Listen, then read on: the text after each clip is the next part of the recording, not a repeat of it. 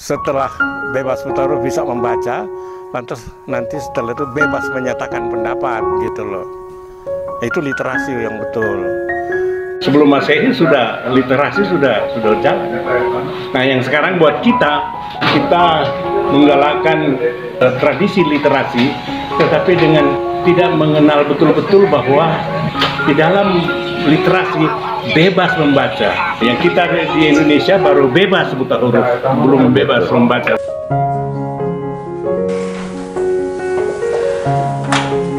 Coba baca ini. What's in a name that which we call a rose?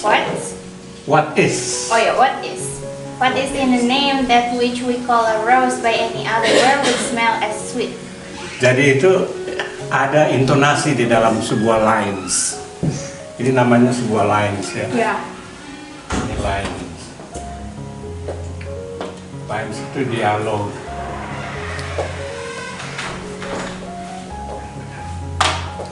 Dari what's in a name that which we call a rose. Itu bisa what's in a name that which we call a rose. Dan bisa juga what's in a name that which we call a rose. Bisa juga what's in a name that we, what's in a name that, what's in a name that which we call a rose.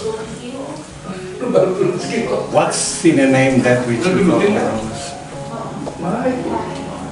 Jadi dia bisa aksentuasinya bisa di sini. Stressingnya? Ya, aksentuasi ya. Kan stressing itu istilah awam kalau buat di kalau untuk di drama, sebab drama itu urusannya sama intonasi, maka itu disebut aksentuasi. What's in the name that which we call a rose. Tapi bisa what's in a name that which we call a rose. Gitu. Ya. Masa sudah ribuan orang ambil doktor hanya untuk recitatif saja. Kita itu what's in a name that which we call a rose. By any other word would smell as sweet. Gitu ya. Sebab di dalam dialog Shakespeare itu sudah berlaku otomatis dua tadi, recitativo, dan juga ini bahasa tangan. Bahasa tangan itu kalau dia di tengah itu dalam dialognya Shakespeare itu ploro kalau tangan ada dua di sini. Tapi kalau dia begini ini bisa di tangan. Sebab banyak sekali yang dipakai tangan gini. Execratione repellit. Jadi tangan dibuka. Sebab di dalam dialog Shakespeare itu memang dia melihat dia tumbuh dari kehidupan sehari-hari. Sebab ini kan cerita tentang balas dendam tadi kamu bilang, balas dendam Hamlet kepada ayahnya, pamannya yang telah membunuh ayahnya, dan pamannya itu merebut tahta dengan mengawini ibunya kan. Nah, itu. Jadi itu jelas itu bukan Inggris yang diceritakan, itu bukan, sebab dia prince dari Denmark. Sementara Shakespeare menulis itu pada tahun 1600-an di Inggris. Jadi kalau kamu datang di London itu ada bagian teater namanya itu Stratford-on-Avon, itu di pinggir sungai. Di situ ada gedung teater khusus yang dulu Shakespeare main di situ, di mana Ratu Elizabeth I juga jadi penonton pertama di situ. Penonton utama. Banyak pengarang Inggris yang hebat. Ya. Sekarang ini misalnya yang dapat tahun lalu, 2 tahun lalu, 3 tahun lalu menang di hadiah Nobel, tapi memang tidak sebesar Shakespeare. Shakespeare banyak, misalnya juga dia menggali kehidupan yang cundang dari kehidupan Yunani, kerajaan Yunani, ya misalnya Dia nulis dengan bagus, sangat bagus dan luar biasa. Dia memang amat sangat luar biasa, sang empu ini. Misalnya ya, dia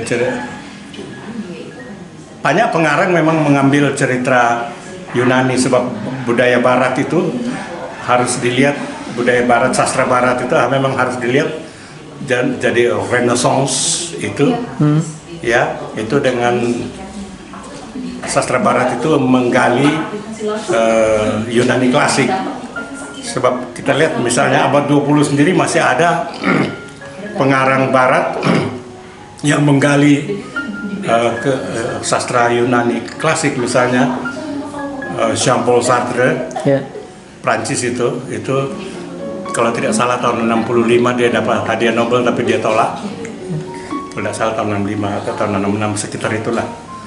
Dia menggerakkan mahasiswa di Paris untuk melawan pemerintahan, untuk menjatuhkan Presiden de Gaulle. Ya. Tapi memang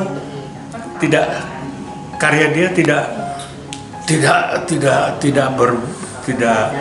seperti Shakespeare yang begitu hebat bisa dimainkan oleh aktor yang berbakat gitu ya. Oh ya, bisa lebih hidup. Bayangkan saja Hamlet itu sudah dimainkan mulai dari Sir Laurence Olivier, terus Richard Burton, yang terakhir itu Mel Gibson yang main. Dan keren semua. Keren semuanya. Luar biasa. Cari di Google sekarang Chaucer. Chaucer, gimana tulisannya? Chaucer. Chaucer. Boleh dibilang pendahulu. Kalau sastrawan, Geoffrey Chaucer gitu. kalau yang baru-baru tentu sekarang ini adalah misalnya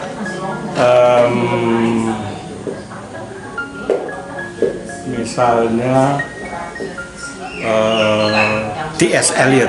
Ya. T.S. Eliot itu sebenarnya kelahiran Amerika tapi dia sastrawan Inggris. Oh. T.S. Eliot. Eliotnya L1 loh, banyak orang suka salah tulis L2. L1. T.S. Eliot itu karangan dia, misalnya antara lain itu Murder at the Cathedral. Itu luar biasa. Dia model gaya dia itu adalah gaya Prancis abad ke pertengahan. Kayak dia. So, dimulainya kekristenan di bangsa Barat. Itu Murder at the Cathedral. Ya. Gitu. Di Eropa kenapa sastranya bisa lebih hidup? Apa karena pengaruh mesin cetak yang lebih dulu ada di sana? Revolusi industri. Atau gimana? Tidak juga. Sebetulnya kalau di Indonesia tradisi tulis, tradisi sastra yang sudah kuat itu adalah Jawa. Jawa justru. Jawa sastra Indonesia itu adalah Jawa karena sudah ada tulisan di Jawa. Setelah Jawa kita harus melihat Batak, kita juga harus melihat Bugis, Makassar. Nah, seorang orientalis Prancis namanya Christian Perlas tulisnya namanya itu.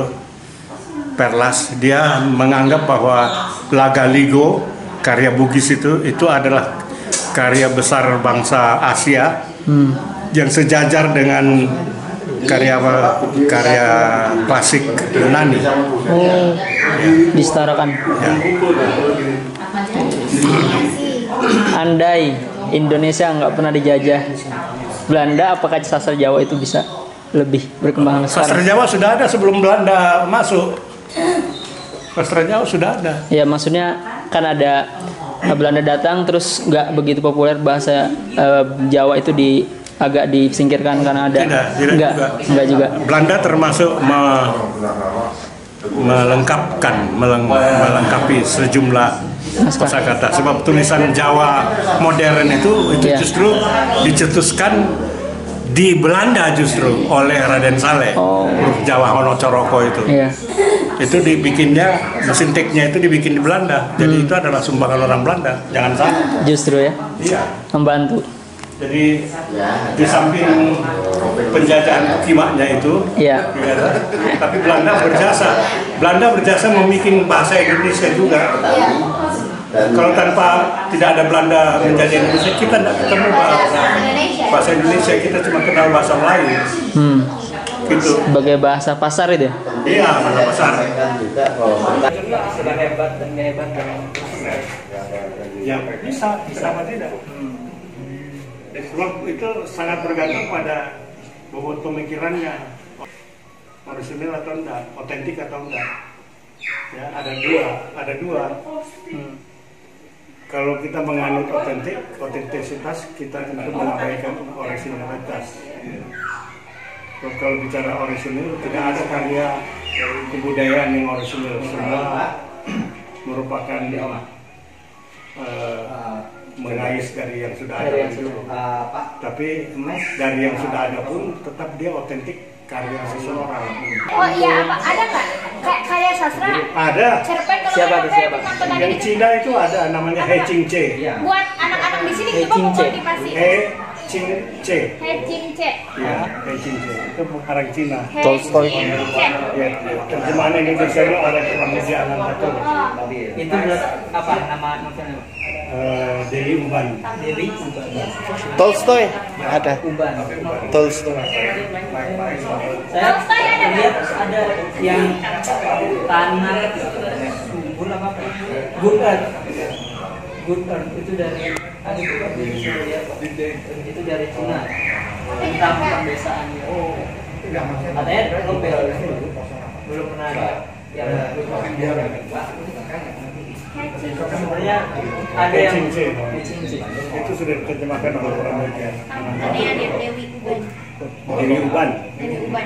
Nggak tahu, nah iya. Bahasa Indonesia itu lengkap besok, lusa, tulat, tubin. Tulat Tubin. Nah, coba lihat kamus besar bahasa Indonesia. Tulat Tubin. Tulat, tubin. Tula itu 2 hari ke depan. Iya, Tubin tulat, tiga- bukan tulat, Oh, tulat, tulat. tubin. Tubin 3 hari ke depan. Kalau nggak hafal tuh lalit namanya. Telepon itu. Bener, Ada. Oke. ada. Ah, iya. Tulat Tubin. Iya. Tubin Sekarang besok lusa Tulat Tubin. Saya itu anak petani asli. Tenane. Tenane, saya anak Bener. petani di lereng Gunung Soputan, Minahasa Selatan itu. Keluarga saya itu petani. Petani betul-betul petani. Jangan ngamuk-ngamuk, saya ngasih kelor dikira ngerjain. Keke koe kamberu we anai we nesi mangale we ne kamberu keke koe kamberu we anai we nesi mangale we ne kamberu.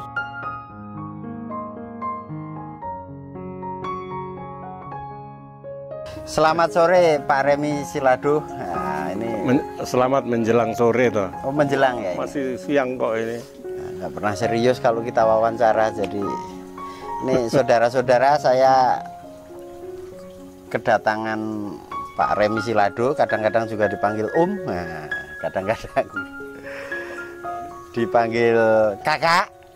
Masih ada yang manggil kakak nggak? Masih. Yang panggil kakek juga banyak. Kakak. Aku ceramah di UI, anak-anaknya cewek-cewek itu panggil kak gitu. Enak aja loh. Kakak tua. Kakek. Enggak, itu maksudnya kakak tua gitu. Oh gitu kakak tua. Ya wes.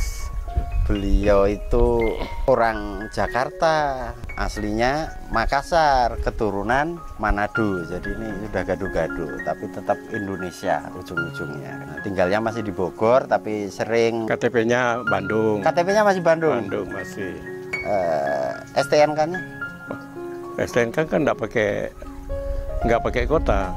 Kalau KTP, SIM, masih ya suka bayar Bandung. pajak nggak? Bayar dong, semua harus dibayar kan. Oke, ini tadi adik-adik itu yang ngajar-ngajar di sekolah Samin. Sekolah Samin itu Sabtu dan Minggu. Oh bukan, Nah, anu. bukan Samin Bukan itu. Samin Mbah Suro sana bukan. Bukan. Tapi ya walaupun sebagian mungkin deket-deket dari sisi penampilan, Samin-Samin kayak Rizky itu Harti, ada Hamid itu butuh masukan-masukan ini sore ini.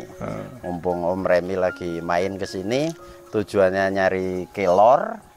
Itu karena dia termasuk konsumen kelor yang paling hebat dan belum sampai rumahnya dari sini minum kelor, belum sampai rumahnya di Bogor udah terkencing-kencing.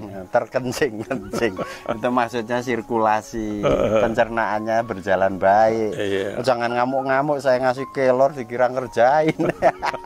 Itu ngusir setan, saudara. Tapi ngomong-ngomong begini, untuk adik-adik ini yang umurnya menjelang 25 tahun, malah belum 25. Ini baru sarjana 1. Nah, mereka aktif mendampingi adik-adik anak-anak petani di pinggir-pinggir hutan sana sambil ngajari tanam, ya literasi macam-macam. Sebenarnya golongan manusia. Nah, manusia ini manusia loh, serius, jangan diledek-ledek terus. Nah, itu membawa perubahan ke anak-anak itu, dan ini kan gerakannya adalah literasi, ya mendekati ke kehidupan mereka, pertanian dan lain sebagainya. Tolong dong kasih pencerahan mereka. Apa sih manfaat mereka buat masyarakat kalau kayak gitu? Jadi literasi bukan sekedar bebas buta huruf. Setelah bebas buta huruf bisa membaca, lantas nanti setelah itu bebas menyatakan pendapat gitu loh. Itu literasi yang betul. Bebas menyatakan pendapat dan juga bebas melaksanakan apa yang dibaca gitu. Nah, anak-anak petani ini rata-rata karena pendidikan formalnya itu kurang maju, terbelakang. Nah, mereka membawa tindakan-tindakan literasi yang seperti itu, ada praktek, langsung bertindak, istilahnya media pembelajaran aktif. Kalau soal praktek-praktek, saya itu anak petani asli. Tenane. Saya anak petani. Di mana? Di lereng Gunung Soputan, Minahasa Selatan itu. Keluarga saya itu petani. Petani, betul-betul petani. Jadi ada kepercayaan rakyat di sana yang menyatakan bahwa untuk menjadi petani tangan harus dingin gitu. Dan ada mantra-mantra khusus tuh, nyanyian-nyanyian di Minahasa Selatan. Nyanyian untuk supaya yang ditanam itu bisa tumbuh dengan subur gitu. Ada mantranya, ada nyanyiannya itu. Hafal nggak? Hafal sekali. Coba bunyiin. Nah, misalnya gini, meminta kepada burung, ada namanya burung yang suka memakan tanaman itu, namanya kekeko. Itu ada nyanyiannya. Kekeko ekamberu, we anai we nesi mangale wene ekamberu. Jadi dia meminta kepada si burung kamberu supaya jangan memakan tanaman yang sedang ditanam ini gitu. Kalau sudah berbuah gitu jangan sampai dimakan, sebab itu untuk makanan manusia gitu. Kenapa malah jadi sastrawan nggak jadi petani? Masih juga bertani sampai sekarang kok. Ini mulai bohongnya. Masih, silakan datang di rumah saya di Bogor, semua itu dikelilingi tanaman-tanaman yang ada urusannya dengan perut. Misalnya tanaman di Minahasa itu ada daun pohon yang namanya lelem. Itu sepanjang pagar itu saya tanami lelem, tanam gedi, itu semacam daun yang dipakai untuk sayur, untuk bubur tinutuan itu. Itu di pagar saya semuanya itu ditanami yang tanaman itu. Itu bagus karena sesungguhnya yang membedakan manusia dengan monyet adalah menanam. Iya. Ya, kalau betul. monyet kan bisa makan.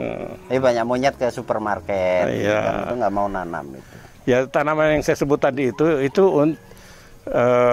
untuk bahan utama dari tinutuan. Tinutuan itu bubur yang lebih dikenal bubur Manado yang sempat Pak Harto dulu.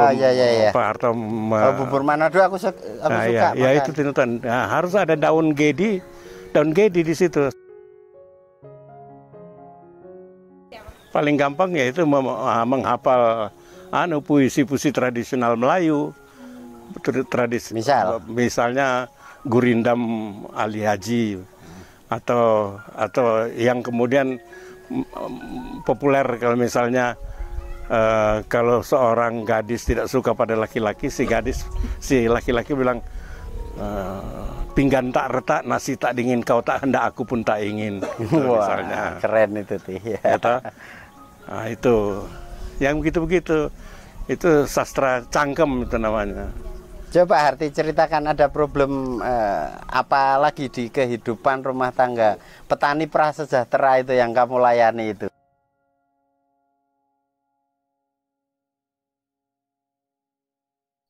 Bawa ke restoran Cina, pesan minuman soda susu, bilang sama yang punya, pesan soda susu tapi nggak pakai es. Jadi kalau soda susu tidak pakai es jadi bunyinya oda uu. Nggak serius, dia butuh jawaban yang serius. Loh lah iya, itu menyangkut huruf. Menyangkut huruf itu kan. Memang sistem pendidikan kita sekarang itu kayaknya harus juga melihat kebajikan yang pernah dipunyai dalam sistem pendidikan Indonesia ketika kita baru menerima kedaulatan. Pada waktu itu pelajaran membaca di sekolah dasar itu adalah melihat gambar, lantas anak-anak itu disuruh dengan kreativitasnya, imajinasinya menerangkan tentang gambar itu, jadi bercerita tentang jadi gambar, dan itu menghasilkan dua pengetahuan, yaitu satu membaca menulis, kedua juga mengasah imajinasi anak itu untuk bisa menulis, bisa mengarang dengan baik. Sekarang ini karena kurang membaca betul, literasi itu kurang, mengakibatkan bahwa orang sekarang itu, anak-anak yang sudah mahasiswa pun mau bercerita tentang sesuatu, dia tidak tahu pakai kata apa yang pas. Ya, coba misalnya begini, saya bertanya di satu seminar di sebuah perguruan tinggi negeri di Jakarta, nonton film Raid, kamu udah nonton? Udah. Bagaimana menurut kamu? Dia bilang begini, wah gimana ya? Wah gimana ya, pokoknya gimana deh gitu. Lah iya gimana itu? Apa ya? Ya gitu. Itu tidak terlatih memakai bahasa karena tidak membaca karya imajinasi tadi. Ya, jadi bahasanya tidak menjadi bahasa deskriptif. Jadi lebih banyak bahasa pikiran yang diucapkan dengan cangkem gitu tuh. Nah, makanya budaya yang berkembang sekarang juga di kalangan sebagian besar orang Indonesia itu adalah budaya cangkem, budaya mulut. Masih bagus kalau dibilang budaya cangkem, kalau pesisir Jawa Tengah itu, kalau Semarang budaya cocot itu namanya. Bacot itu. Bacot. Iya. Okay. Tidak terlatih berbahasa deskriptif gitu. Nah, literasi dan pertanian. Ini kira-kira kalau menurut Pak Remi nanti yang paling pokok Odesa ini akan mengawal literasi ke anak-anak petani. Apa saja prinsip-prinsip umumnya? Literasi yang paling bagus saya rasa itu disertai juga dengan gambar. Sebab ketika saya masih kecil juga saya suka membaca komik. Dan seperti saya bilang tadi, waktu Indonesia baru merdeka itu kita berbicara kan dengan cara melihat gambar, lantas anak-anak disuruh mengarang cerita apa yang kita baca. Kalau tema-temanya yang penting buat anak, pedagogi atau andragogi untuk anak ini apa saja? Itu bergantung kepada pesanan dari siapa yang mau membuat itu bacaan itu menjadi dibaca umum. Misalnya sekarang itu kan, kalau saya bilang sekarang orang Indonesia itu sekarang barangkali orang yang paling religius, melebihi dari Tuhan kadang-kadang orang Indonesia. Iya gitu. Gimana itu? Iya, semua. Saya dikritik itu katanya pakai Tuhan-Tuhan gitu. Jadi lagu pop saja itu, oh Tuhan, baru putus pacar, oh Tuhan tolonglah aku, katanya. Lah urusan dia celaka sama pacarnya ngadu ke Tuhan. Ngadu ke Tuhan. Waktu dia rasa senang-senang dia nggak bilang Tuhan gitu. Ini Indonesia ini. Nah, itu celakanya. Kualitas kita sok religius itu lebih besar daripada yang lain-lainnya. Repot itu. Oke, gini sekarang. Dunia pertanian sejak awal masih sederhana pun itu adalah cikal bakal tumbuhnya masyarakat sipil atau kebudayaan, sehingga sampai level yang tertingginya membentuk peradaban. Nah, ceritakan dong Pak Remi, bagaimana seharusnya bertani yang benar-benar berkebudayaan, dan negara ini kan juga harus ngurus pertanian karena memang cikal bakal kebudayaan itu ya terkait urusan dengan pertanian dalam artian pangan, tumbuhan, air, macam-macam. Iya, otomatis. Sebab kalau berdasar pertanian ada kata kultur di situ, agriculture. Iya. Memang tingkat budaya yang paling mustahil itu ya adalah bagaimana betul-betul orang berpikir memajukan pertaniannya. Masa kita, misal contoh sederhana aja, duren yang ada dari Bangkok itu tahun 55 masuk ke Bangkok itu dari Indonesia. Sekarang kita kalau mau cari di supermarket mau beli duren Bangkok katanya. Padahal dulu dari Indonesia itu.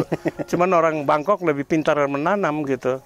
Betul-betul dipelajari cocok tanam yang benar. Kita enggak, kita main kayak serdadu kenil aja dulu. Serdadu kenil pribumi itu melempar batang singkong, nanti kan tumbuh sendiri katanya. Tidak betul-betul dibudidayakan gitu. Tapi lagunya Kus Plus itu gitu. Nah, iya. Tagar kami jadi tanaman. Jangankan Kus Plus lah, yang sudah tingkat-tingkat cendekiawan yang dianggap cendekiawan yang berbicara itu dari sudut tatanan pemerintahan juga ngawur-ngawur gitu kok. Ya tanam asal tanam gitu. Asal tanam aja gitu. Gimana? Jadi akibatnya kita sekarang makan kita nasi tapi Vietnam. Nasinya impor dari negeri kecil yang di utara Indonesia, Vietnam. Enggak, musimnya cuman di sana satu malah sekali. Makanya itu karena utara kan. Ya karena kita tidak mempelajari itu dengan betul. Padahal di Indonesia ada IPB itu di Bogor. Saya tinggal di luar IPB itu. IPB itu kepanjangannya apa, Pak? Institut Pertanian, bener? Nggak tahu deh, nggak tahu. Ini perbankan Bogor. Iya, soalnya lulusan dari situ kerjanya di bank. Ini katanya generasi milenial, tapi tadi disebut kolonial. Mentalnya kolonial. Milenial mentalnya kolonial kayak kamu itu, karena udah belum kaya udah nyuruh-nyuruh lagi. Nah itu ke depan kan kita butuh aktor-aktor, adik-adik mahasiswa ini untuk menjawab problem lingkungan sampai juga membudidayakan kebudayaan dari pertanian. Jadi membudidayakan kebudayaan itu penting. Ya, itu apa yang dia lakukan harusnya? Dia harus jadi pelaku, bukan jadi tukang omong aja. Pelaku, dia harus buktikan dulu bisa nggak nanam gitu. Kalau nanam aja mati, besok hari ini ditanam besok mati gitu. Yang nggak usah banyak omong kalau yang kayak gitu. Oke. Jadi gerakan konkret. Ya itu yang tadi saya bilang. Ada di Minahasa Selatan itu ada kepercayaan bahwa untuk menjadi petani tangan harus dingin istilahnya. Itu kesanepan itu. Apa kiasan Iya, gitu. Kiasannya bahwa dia sanepan tangan harus dingin, memiliki jiwa untuk mengurus. Kalau perlu harus itu. Bicara sama tanaman itu, jangan mati ya kamu. Itu ada begitu itu di sana. Makanya semua juga apa yang saya tanam itu tidak pernah mati itu. Sebab saya bicara sama tanaman itu ketika saya mau nanam, jangan mati ya. Gitu. Ini masih punya umur panjang, kalau nggak mati maksudnya kan maksudnya baru umur segitu. Ini belum bisa pada nulis opini artikel, itu belum pada bener itu. Nah itu karena gimana ini? Ya karena itu tadi saya bilang literasi kurang dipahami. Literasi itu bukan cuma bisa baca, tetapi harus bisa mengejawantakan pemikiran-pemikiran yang ada dalam tulisan itu, dalam artikel tertentu, dalam esai tertentu, dalam arahan. Pertanyaannya supaya pinter nulis gimana? Pengalaman pribadi Pak Remi, mereka mau janji meniru lah. Satu, bahasa harus jangan cuma satu yang dikuasai. Jadi harus baca juga yang dari luar-luar gitu. Terus kalau baca Indonesia juga harus betul-betul paham. Masa sama bahasa Indonesia sendiri nggak ngerti. Iya. Dulu Sumpah Pemuda loh kita sepakat untuk menumbuhkan satu bahasa persatuan. Bukan satu bahasa persatuan. Sumpah Pemuda itu. Jangan sampai Sumpah Pemuda nanti disumpahi pemuda kalian juga yang masih muda ini. Pak Remi punya kebiasaan membaca waktu usia-usia segini, bukan sekarang. Itu berapa jam sehari dan bacanya di mana? Terus baca apa? Macam-macam. Saya sendiri studi saya selain di dunia teater, musik dan sebagainya, saya juga belajar teologi. Nah, dulu waktu saya belajar teologi, rektornya itu orang Amerika. Saya bilang saya mau belajar kesenian, sebab di kesenian itu belajar tentang kelakuan manusia. Oh, itu kalau cuma kelakuan manusia di teater itu baru cuma kelakuan manusia. Kalau kamu belajar teologi, kamu mempelajari kelakuan Tuhan katanya. Terus jadi akibat. Oke, praktek literasi lagi. Apa yang paling memotivasi Pak Remy untuk menulis? Kan duit juga nggak banyak. Nggak banyak. Terus kok harus ngotot-ngotot nulis buku-buku tebal kayak gitu. Iya. Tuh. Kuceluk gitu ya. Iya. Dia yang bilang beliau loh. Kan lebih baik jualan. Masalahnya di satu. Jualan bakso gitu kan lumayan. Iya, memang betul. Masalahnya satu, karena ketika saya mau menulis, saya menerima pengetahuan bahwa itu bakat diberikan dari Tuhan, jadi saya harus beribadah gitu. Dari itu. Bukan dari setan gitu. Bukan. Yakin Tuhan itu. Lah yakin. Oke. Saya pikir bakat dari setan gitu. Kalau di Indonesia, di Jawa Timur sebelum agama Islam masuk, memang orang membuat patung itu dalam kerangka membebaskan diri dari kutukan dewata, gitu. Tapi setelah kata adab itu tidak, peradaban itu baru bisa kita bilang ada peradaban di Indonesia itu setelah agama Islam masuk. Sebab kata adab sendiri kita serap dari bahasa Arab, gitu ya. Nah, itu tata cara makan, dasar harafiahnya. Kenapa? Adab itu tata cara makan awalnya. Iyalah, ketika kita menerima itu sebagai pengertian budaya, maka itu berhubungan sangat dengan kemauan bersyukur kepada Tuhan yang Maha Esa, gitu kan. Jadi orang beradab itu orang yang bersyukur. Oh iya, yang tidak bersyukur itulah yang kufur itu. Oke. Salah. Gitu. Mari kita salahkan. Karena Pak Remy sore ini belum mandi, jadi salah beliau. Udahlah bicaranya ya, nanti kita ngobrol yang lain, dan ini kita saatnya makan kelor dan udang goreng. Terima kasih.